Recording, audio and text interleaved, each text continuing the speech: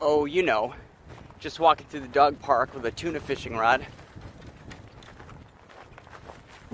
Check this out, guys. This is a drain channel in Sugar Land that basically just takes rainwater out of the city and pours it into the Brazos River. Now, it is big time flooded. I really don't know why. I think some reservoirs might have let out some water because it hasn't been raining that much. But the reason I'm excited today is because gar are breeding right now, and I have seen several in this area pushing 6 feet.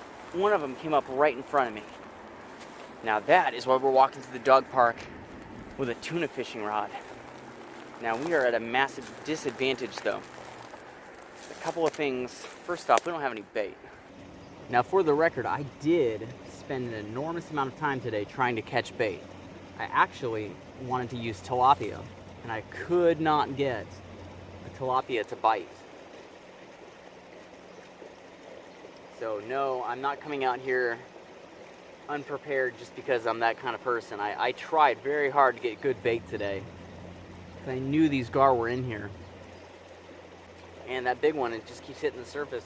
You know, if I get desperate enough, I've got some surface plugs on some soft plastics with some decent sized hooks in that bag.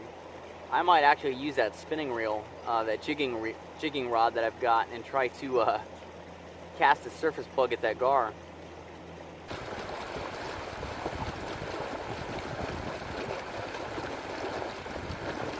Alright, here is what we are going to try to do.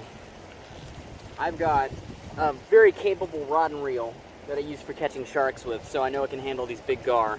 But I don't have any surface plugs designed for anything but bass right now with me, of course. So what I've done is I've taken one of those exact plugs, just a topwater popper for bass, and what I've done is I've taken this 108-pound big game wire, run it not to the plug but through the rings down here to a big game treble. So these trebles right here will catch bass. They're not going to handle a 100-pound fish. This wire and this hook down here, this big game treble, they will. So this is an absolute mess. It's probably not going to swim right. Probably not going to catch anything, but we don't know until we throw it out there and give it a shot. I have got gar hooked up on topwater plugs before. It can be done. It's extremely difficult, but it's not impossible. I just got to make sure that when I cast this, it stays relatively straight. There we go. That should work. Right there. Right there.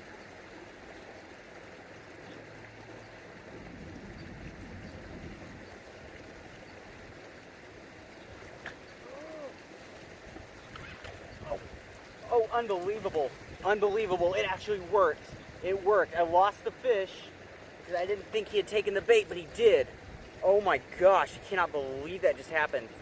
It's been so long since I've hooked a fish that big in fresh water that when I set the hook, I thought for sure I hit a snag. Okay, he's still there. I hit a snag, so I eased up. So let me tighten this drag down. I'm gonna catch this guy. All right, well, we lost another really big fish.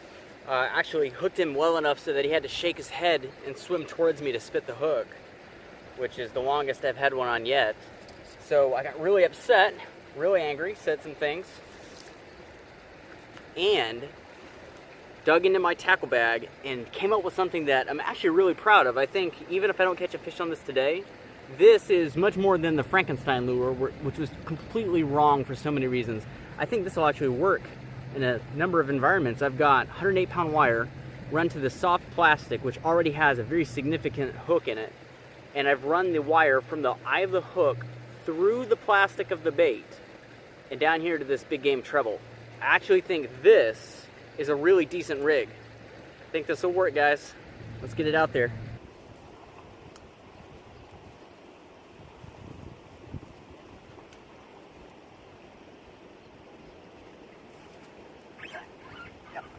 Fish on. Oh, it's a big fish. Oh. Yeah. No. Oh. Oh. Excuse me, how the heck am I gonna land it? Oh man. All right. Well, I don't even know how I'm going to show you the fish. I want to walk over there and get the camera. I'm so worried I'm going to lose the fish rather. Wow, okay, man. All right, I got an idea. I need to grab that rope. I'm going to haul him up right over this 15-foot drop. All right, a little bit of cowboy action here. Okay, I need to get this lasso around me and the rod.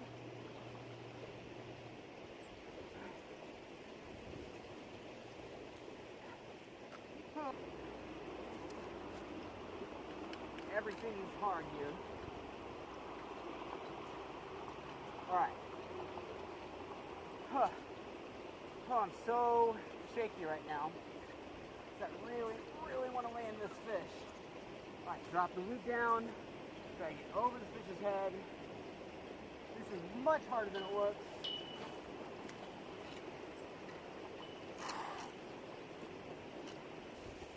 I got to get it over his pectorals. And it is. Oh man, unreal. Unreal. I gotta keep the tension up. I'm gonna lose him. Alright, I'm setting the rod down. I'm gonna open the bail. And I'm about to haul Godzilla over the wall here. Oh my gosh. Ah. How's that? How's that for a fish on a plastic lure? Look at that. Woo! Okay, now I need to figure out how to hold him without dropping him or being bitten. Because I've been bitten by his smaller cousin, the spotted gar, and it sucks. How's that? How is that? That caught, you can see the lure right there, that second hook. What I'm gonna call the pike trailing hook, because I did base this design on pike lures. That is what hooked into a corner of his jaw and got him right there. Oh yeah, as they say up north, oh yeah. Wow, what a beautiful animal. This fish, I think I overestimated his weight when I was fighting him. I would put him at close to 30 pounds. This is about a 30-pound fish. He's pretty heavy. Definitely my PB gar right now. And man, to catch a gar like this on a lure, look at those teeth. Ah, look at him. Get a really good picture here. Oh yeah. Gar on a soft plastic. Does it get better than that? No, it does not. Wonderful fish. Now, these fish can take being out of water for quite some time. They have a modified lung. It's actually their swim bladder. Can retain air and allow them to breathe just like a person. I mean, they're not going to be breathing like that all the time. But that's how they survive in such shallow water. Is that modified lung. And I'm straining as I talk because this is actually a really hard fish to hold. He might be pushing 40 pounds now that I think about it, because I'm actually really having to struggle to keep him up, even with my elbows bent in. Wow, what a beautiful fish. Let's get this hook out and get him back in the water. Wow. Oh, guys, wow. He just kicked and slapped me with both ends. And it felt a lot like being punched by a professional fighter, which is an experience I've gone through many times. He has got some serious power. And the more, I'm worried about two things. Obviously, the more slack he gets up towards his jaws, the more I'm worried about being bitten in the face. But these scales are sharp in their own right. They're made of a substance called ganoin, which I'll tell you about in just a second. Let's just drop him right from up here. He's tough. Not the beautiful slow release I would have preferred, but he's tough. He can take that. But yeah, ganoin is a very hard substance in his scales. It's also found in your teeth, if I'm not mistaken, and makes them incredibly tough and incredibly sharp.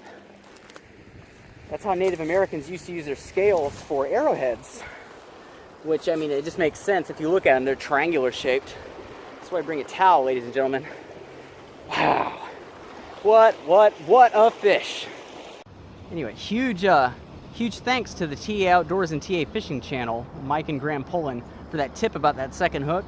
Something they do for pike fishing a lot, and that's what gave me the idea to do this for gar. because pike, like gar, are very long, narrow fish with bony jaws. And it totally worked. If I had not put that second hook on, which I had contemplated not doing, I would not have caught that fish. I wouldn't even hooked up on him. So huge thanks for that. I am so excited right now to have caught, you know, a gar that, I'm telling you, that fish was close to 40 pounds on a lure in a setting like this. Wow, I mean, like I said before, it does not get better than that. It really doesn't. That is Texas fishing in a nutshell right there. Big tackle, big fish, big fun. You know, it's funny how, I always find it funny how you come out with a plan and that plan just fails miserably for one reason or another. And then you have to improvise with something like this and you end up catching a fish that is better than what you thought you were going to get in the first place. Definitely going to remember this for a long time. Would never have happened if my plan hadn't been shot down. So remember that if you're out fishing and things are just going horribly wrong, stick it out. Stick it out, adapt, improvise, and you might just catch that fish.